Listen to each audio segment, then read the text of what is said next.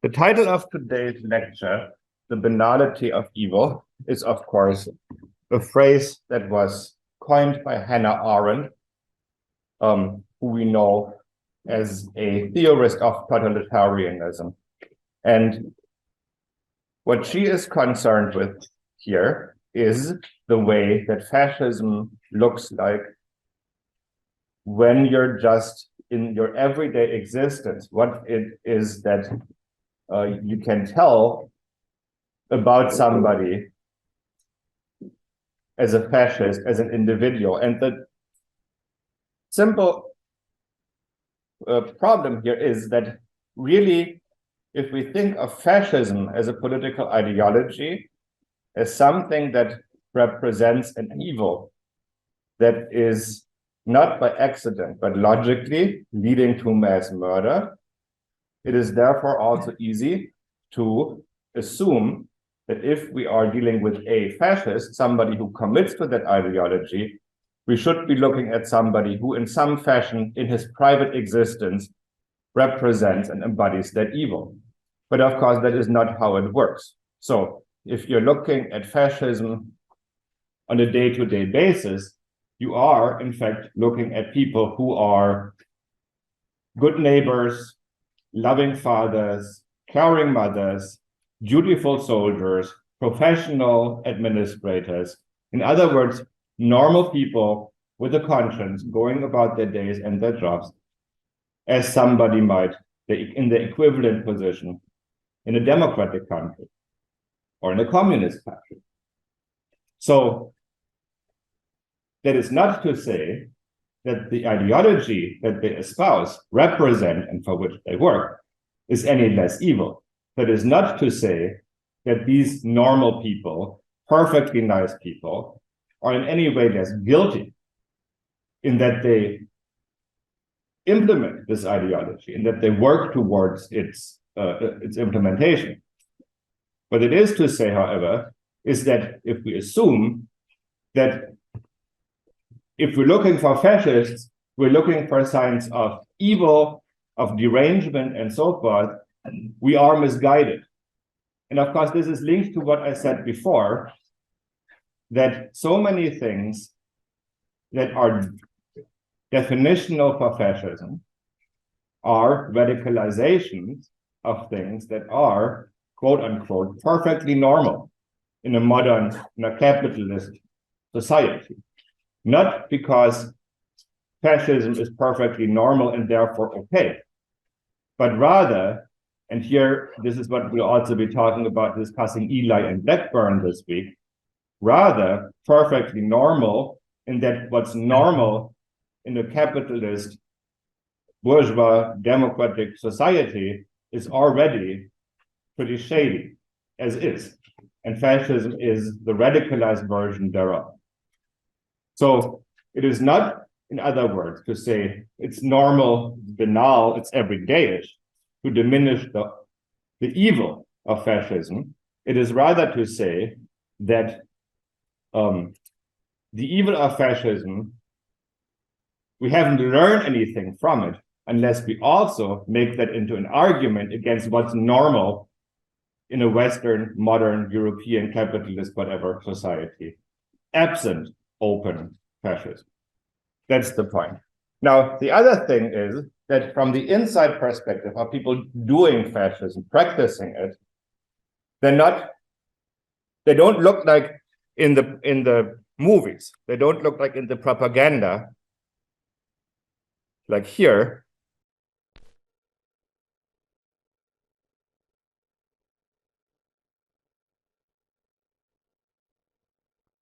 In German medieval Nuremberg, the marching, seething squash of Adolf Hitler's Nazi Congress comes to an end.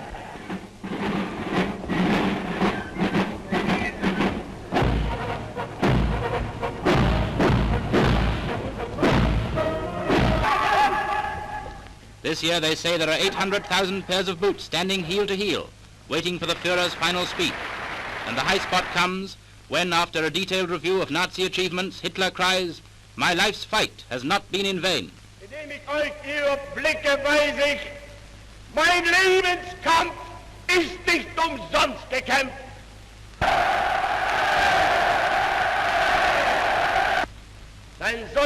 zeigen, soll er vor sich hertragen und wir werden in unserem Zeichen wieder siegen.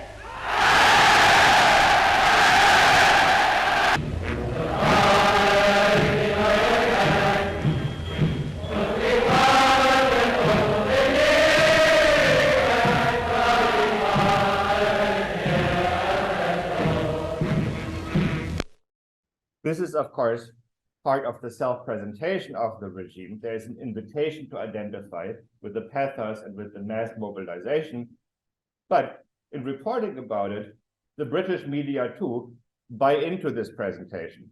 And they're saying this is what defines fascism. If you don't see 800,000 boots on the ground marching in lockstep, you're probably not looking at fascism. There is nothing to see here. And this is a big mistake, because what is more dangerous is the fascism that is not coming in lockstep. So when you look at the quiet, the everyday life, when evil sits down for coffee and cake in the pleasant alpine June, these here are home movies. Have you seen those? 8mm color. Too bad with the discoloration here. Home movies filmed in Garmisch-Partenkirchen on the Obersalzberg. Whose residence is that? Yeah, Hitler's, exactly. So, and the filmographer here is one Eva Braun, his future wife. So she's doing home movies. Here you have Joseph Goebbels coming to visit. In another scene, you have Hermann Göring, and it's all just a picture of normality of everyday life, where the cue that you get when you have the guy screaming and gesticulating that here is an evil, deranged dictator at work, you're missing that here. So this is not. If you're looking at this and thinking, oh, he's just a nice guy, he's a normal guy, we should humanize him, we should see him as the whole person and understand where this evil is coming in. Again, that is not the point. The point is that fascism is at its most dangerous where it looks the most normal.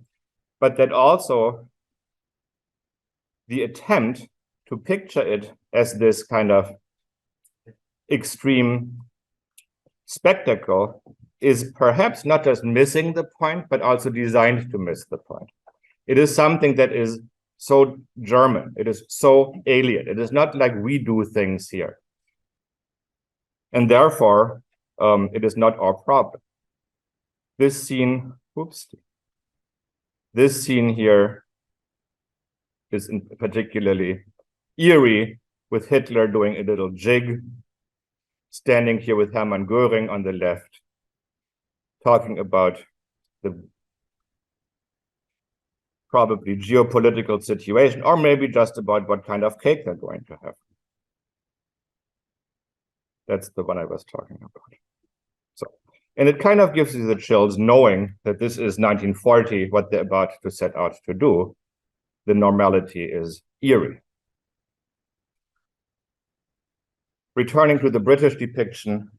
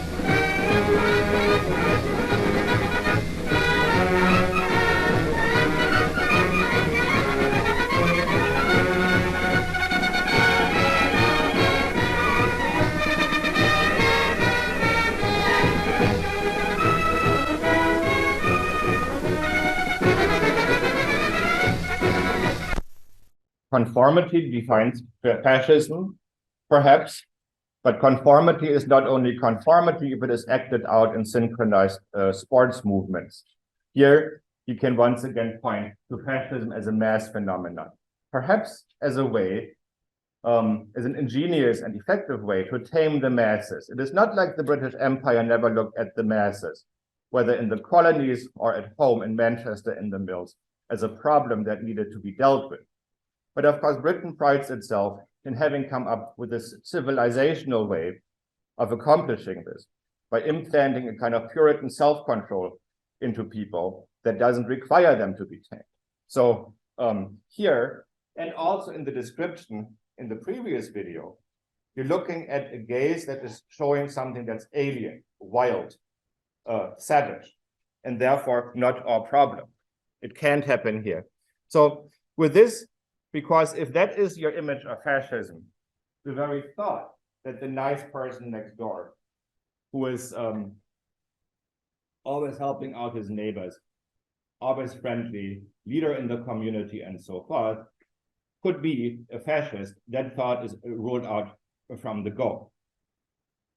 One of the consequences of that is how, when in the first year of the Trump administration, a German journalist traveled the Midwest, like all the liberal journalists at the time did, dropped in the diners, listened to people, tried to burst the bubble of liberal isolation on the coast, and really, get in touch with the heart of America and find the human side of the rise of Trump, make the readers understand what's going on.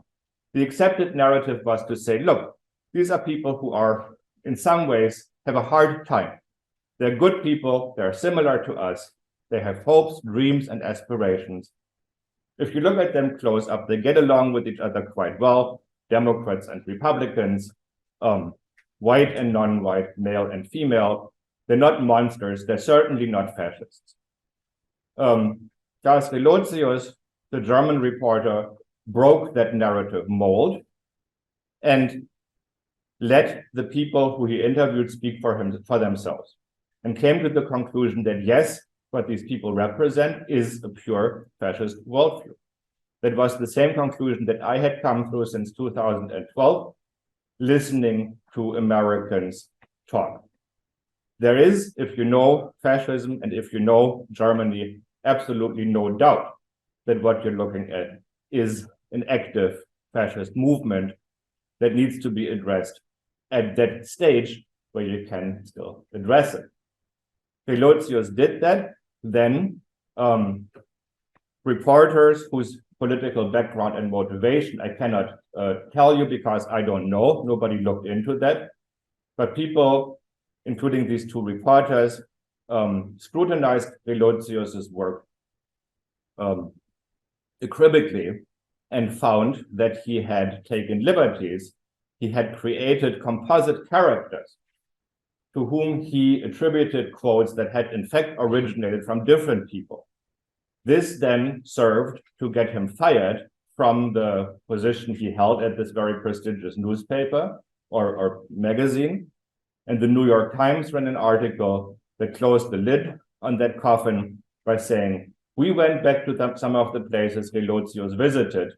Here is what we found. We went to the same diners and we found the exact same story we've been reporting all along. These are just normal, nice people. There is no fascism, nothing to see here. Move along, crazy Germans. Shut up already. So what are the ethics of Relotius's approach? It is not like he made things up. It is not like he invented quotes or things. All the things he reported as having been said were said. They weren't said by those exact same people. He dramatized, he created, like I said, composite characters. That is probably unethical, but that doesn't mean that the truth content of his reporting is in any way called into question by that. So why this necessity to police the narrative and to make sure that we do not call millions of people fascists, potentially, which is, of course, something we're warned against. You can't call millions of people fascists. That's disrespectful. Why? I don't know. I mean, that's a separate issue, the failure of liberalism. Clear, however, is one thing that, yes, you can call millions of people fascists. You can call their political views fascist. You can delineate the ideology that they espouse and point out that it is fascist. And that this is not to say that they are bad people. That is not to say that you consider them as evil, as stupid, as monsters, because that is a category error. Yes, evil may be the result of that ideology once let loose. But if you're saying you are a fascist, you're not primarily making a character judgment. You're not primarily making a moral judgment. You're saying something about the belief system that this person holds. And of course, you want to be conscientious. And because there has been such an overuse of the term, that too diminishes the credibility of that descriptor. But there is a time and there is a place where it is adequate and called for, and this certainly was one. This is one. So when the guy who came up with the internet truism that sooner or later in any discussion, those you disagree with will be called Nazis, was interviewed about how he considers the use of the term Nazi, fascist, whatever. And he went on record as saying, no, this is the time when you can legitimately use that term to describe certain positions. So that's what's at stake here.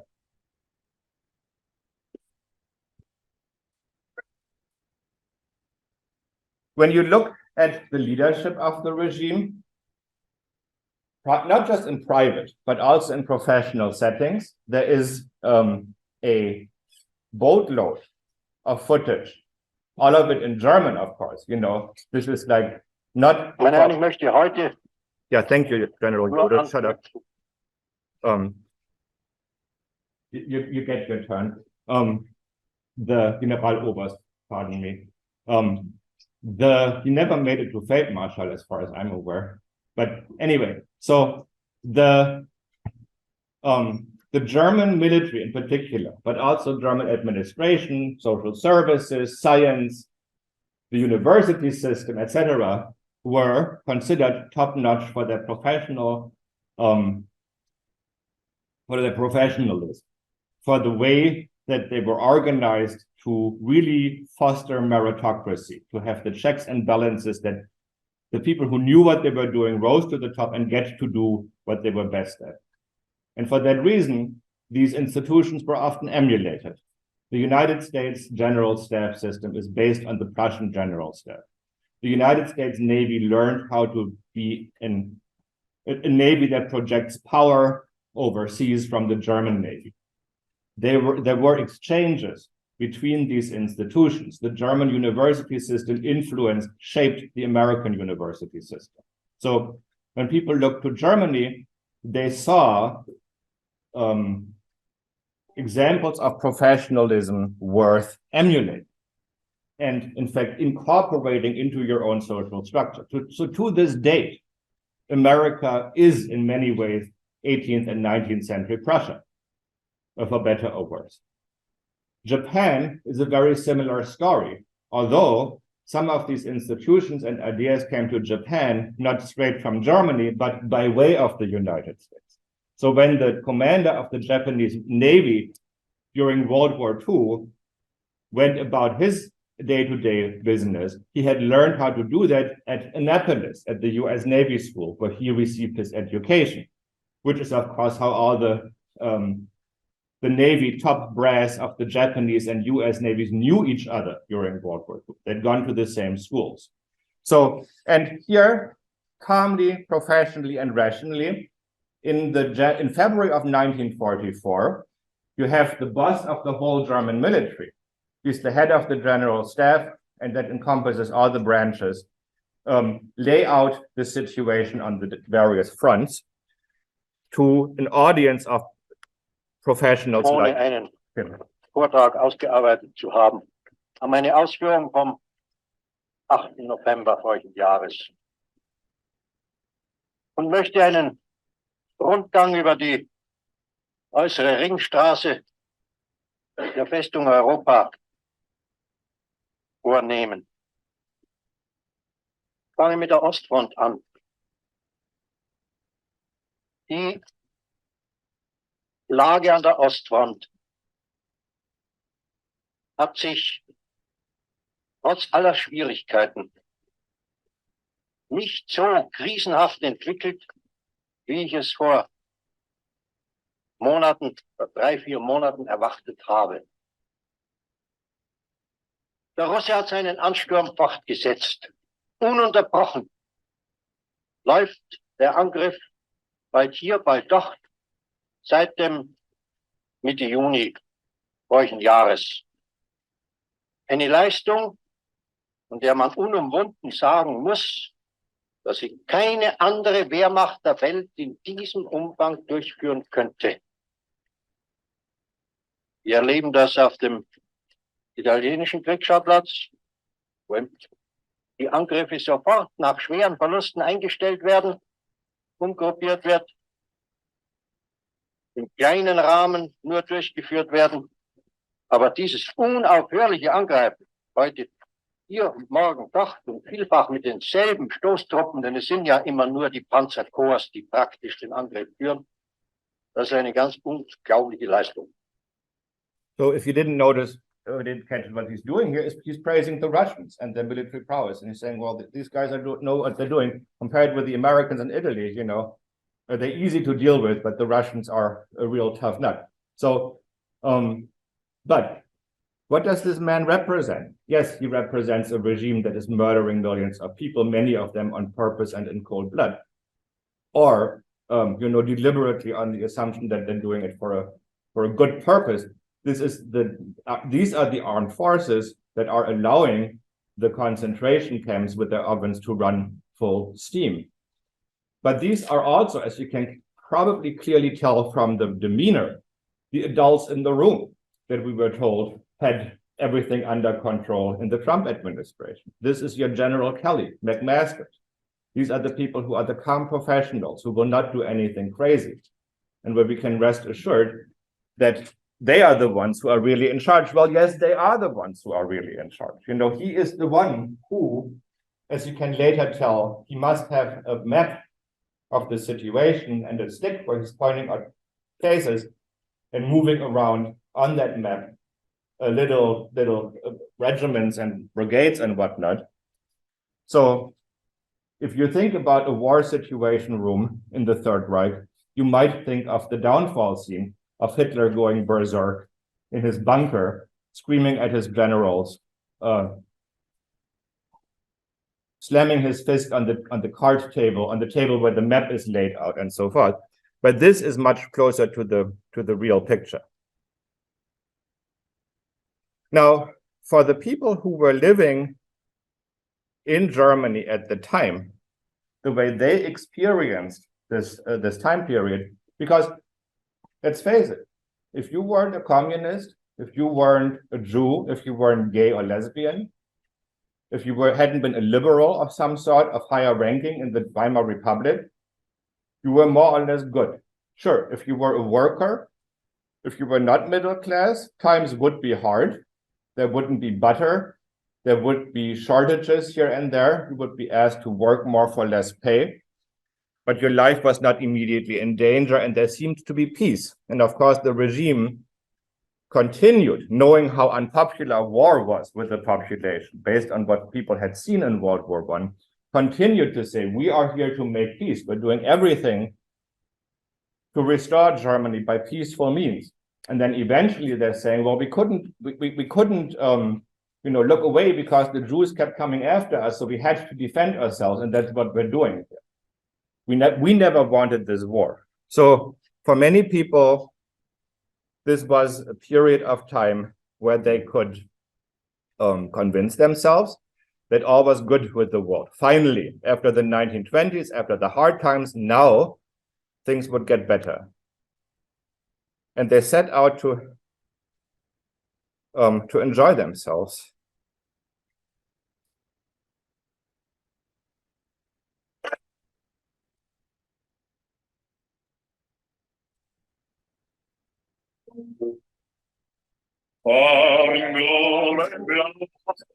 Ist der Himmel am herrlichen Reine, von Blumenblau sind die Augen der Frauen beim Weinen.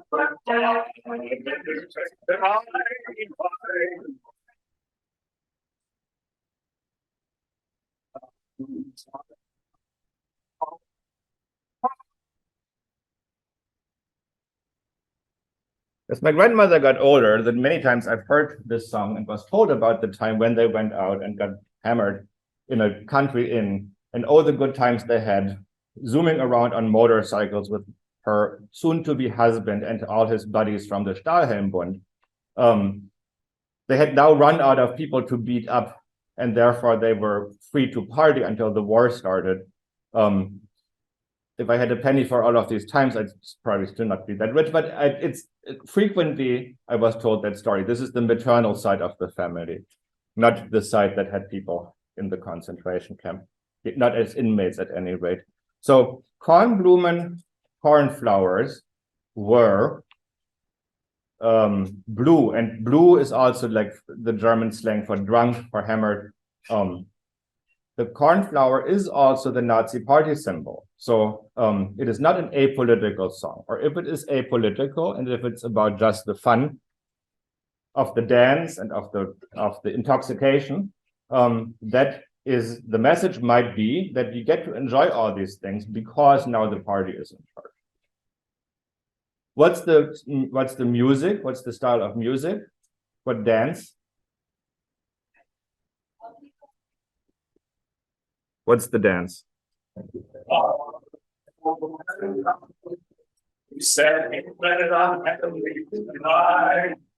Kind of low dance, I guess you could say. What specifically? A waltz. Yes, exactly. It's a waltz. So, and this connects back to the bourgeois precedent. It is the dance of celebration at the court in Vienna. It is the dance of high society, but also the dance that would be played on a Saturday afternoon in a spa town where people gather around the gazebo under garlands and lanterns and so forth. So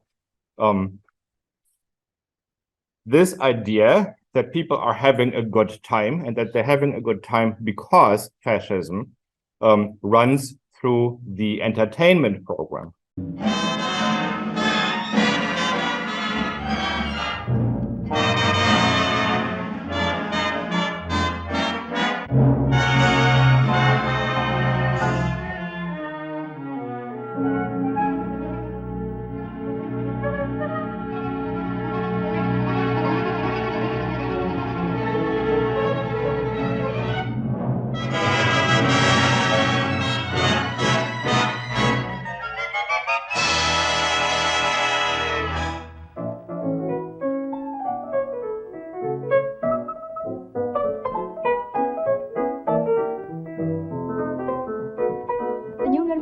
Ich sehr liebe, weil bezaubernd ist und nett. Der sagte neulich, dass mich zur Ehefrau gern hätt. Doch weil leider schrecklich arm hätt zu fragen nicht gewagt. Da habe ich als Antwort ihm nur Folgendes gesagt.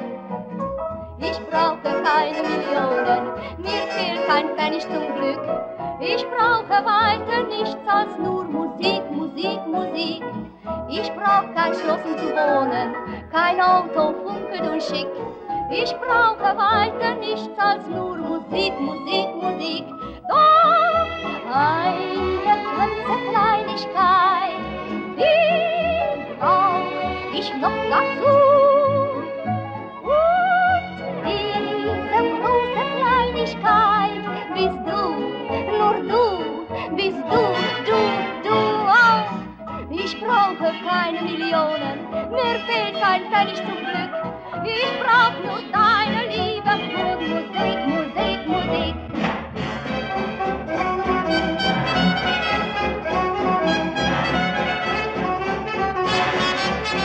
So, when it comes to this style of the big musical review film, this is in no shape second class to Hollywood. You would get stuff like that out of Hollywood in that same time period. we're just like a year away from color film here. There is one that was so optimistic that the film shooting ended in 1944, that Joseph Goebbels, they say, had a heart attack when he watched it, because even for him it was too thick, the optimism. One of the first color films. So, of course, wish fulfillment appeal to women who want to see represented a strong and emancipated, an attractive woman, empowered, etc. Of course, these films, like they did in America, of course, like they did in Britain at the time, always end with that woman pushing a stroller with a baby inside. But until that point, you can think about that the potential husband you're going to land is somebody who's within reach for a woman of that caliber. Now, Marika Röck, who is the singer here, I believe I've mentioned her before, was a Hungarian-German entertainer who was one of the most famous stars of Nazi-era entertainment. After this movie, she made one that was set in Hungary, where, by way of Vienna and the Austro-Hungarian Empire, of course, the Hungarian countryside is part of an area of projection, the simple people and their joyous ways, that comes with the Viennese waltz and opera scene into the German cultural consciousness. Nothing gets people in the mood for wine and dance more than the sound of fiddles, of violins played by Sinti and Roma or gypsies. So there is plenty of folksy Sinti and Roma in this movie, including music that they performed, many original gypsy fiddlers and dances. Where do you find those people in the mid-1940s to make a large-scale movie? Why, in the concentration camps?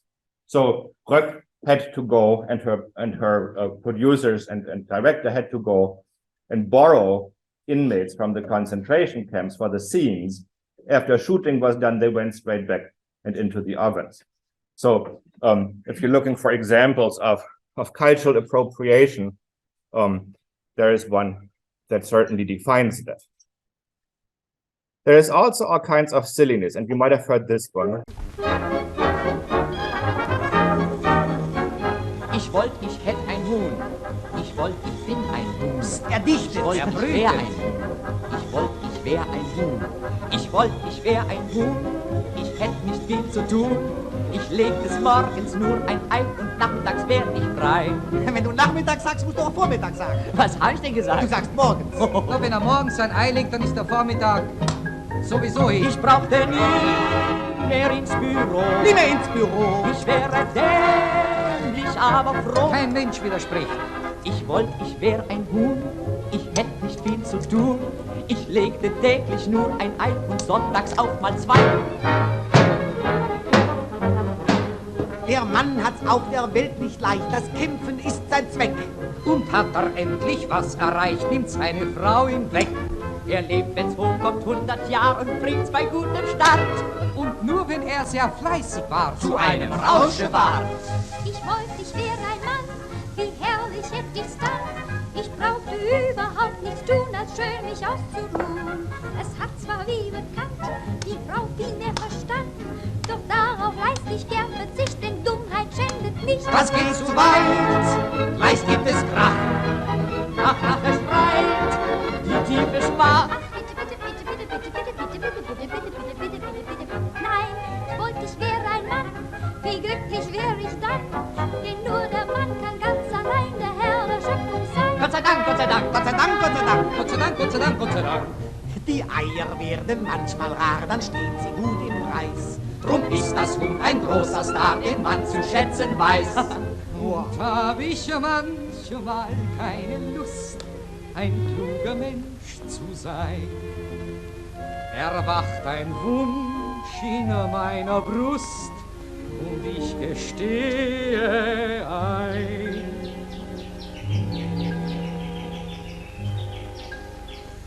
Ich wollt, ich wär ein Huhn, ich hätte nicht viel zu tun. Ich legte vormittags ein Ei und nachmittags wär ich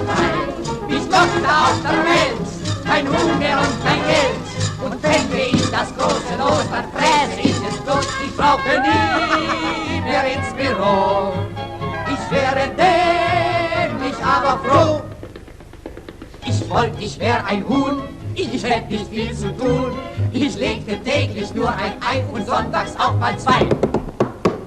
Ich wollte, ich wäre ein Hühnchen. If you knew the text, if you listen to the text, what apart from what is evident, the physical comedy, the banter, there is also a subtext here of gender roles, a back and forth between who is more intelligent, what's the proper role for men and women, where you have some choice, subtle undermining of the dominant gender ideology just for shits and giggles, as it were, and then everybody's like, haha, that's funny, now let's look at how it really is. But that too is done in a playful way. So ideology reaffirming, yeah.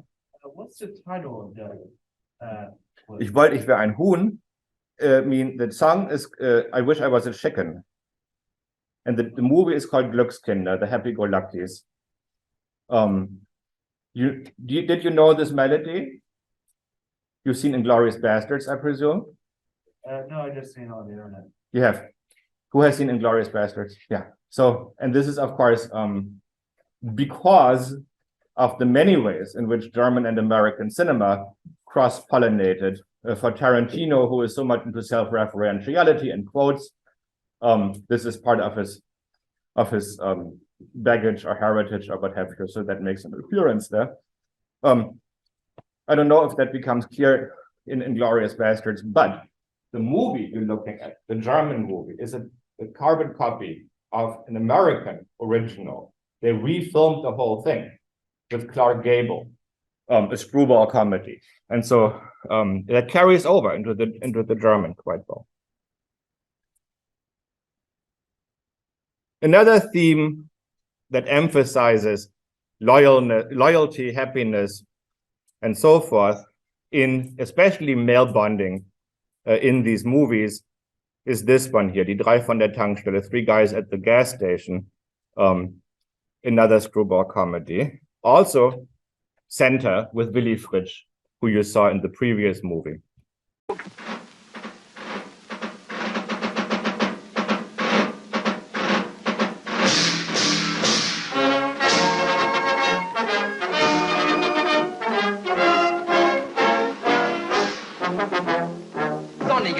Wonnige Welt, hast uns für immer zusammengesellt. Liebe vergeht, Liebe verweht, Freundschaft alleine besteht. Ja, man vergisst, dass man geküsst, weil sich die Treue längst unmodern ist. Ja, man verließ manche Madame, wir aber halten zusammen. Ein Freund, ein guter Freund, das ist das Schönste, was es gibt auf der Welt. Ein Freund, bleib immer Freund. Und wenn die ganze Welt zusammenfällt, drum sei auch nicht betrübt, wenn dein Schatz dich nicht mehr liebt. Ein Freund, ein guter Freund, das ist der größte Schatz, den es gibt.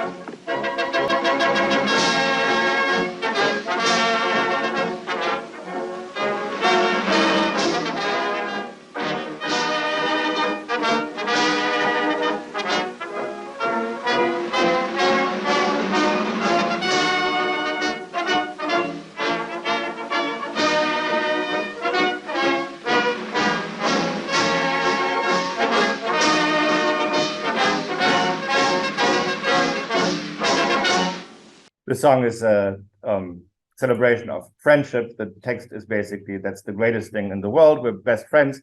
Who cares about what else happens in the world? Who cares about women? We're sticking together. Now, the next scene, I mean, literally a second later, the first customer pulls up, a woman in a nice car, and they all fall in love with her, and then that's the end of the friendship. So there is plenty of irony. But of course, at first, you have the normative expectation here, the male bonding, the loyalty, and so forth. But then, especially in these movies with these guys that were so popular, Lillian Harvey and Willy Fritsch, shown also in the next scene, allowed for some airing of discontent and some sentiments that were looked at it in themselves, perhaps subversive at the time.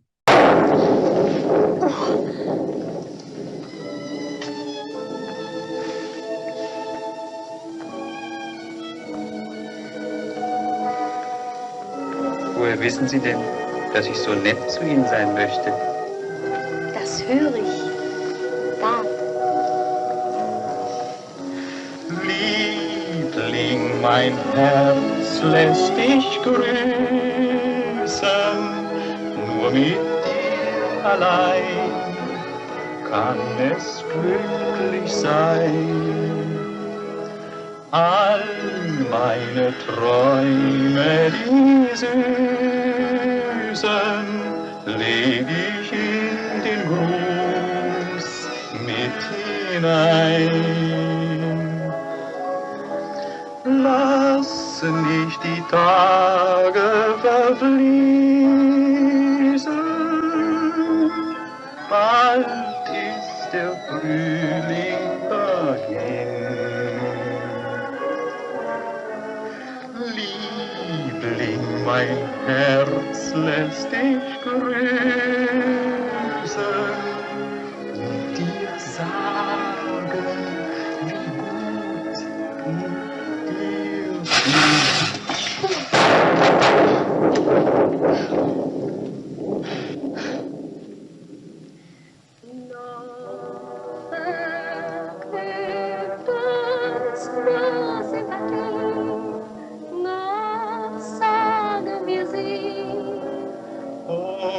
küssten uns nie, doch im Traume sag ich schon du und flüstere leis dir zu.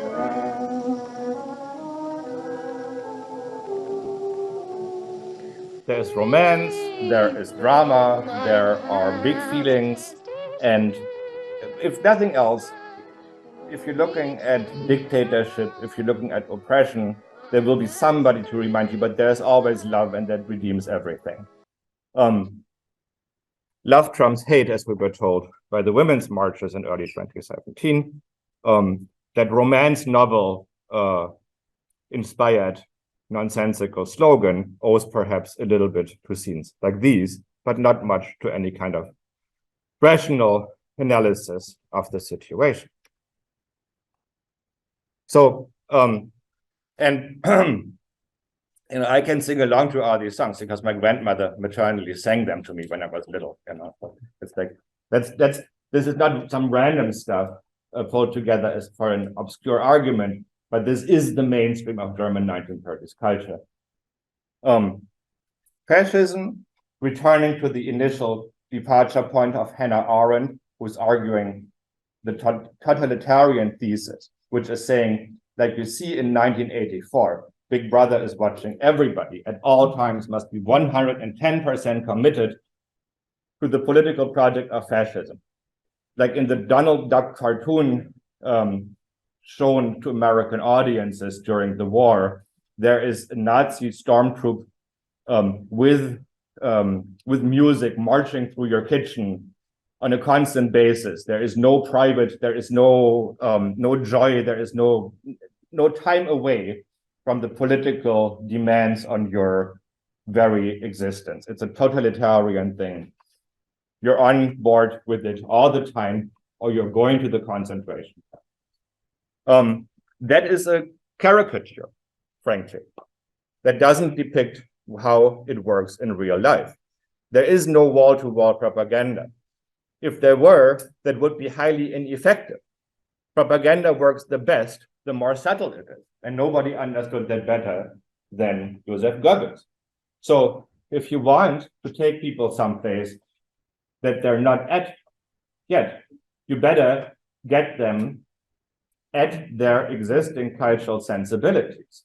And to the extent that fascism so perfectly grafts itself onto normal things and radicalizes them, perhaps to the logical consequence of murder and destruction, it has a relatively easy way of weaving its propaganda into products of everyday culture, of popular culture. Of course, you can say there is the dark flip side. People are having fun. They're dancing and drinking and enjoying themselves, while at the same time, people are being taken away and sent to camps. And in the back of your mind, you know these things. But that is the case in any society where any kind of large-scale injustice happens. On the morning that ICE came in January of 2017 to take the father who had just dropped off his 13-year-old daughter at school, never to be seen again, people went about their daily lives as well.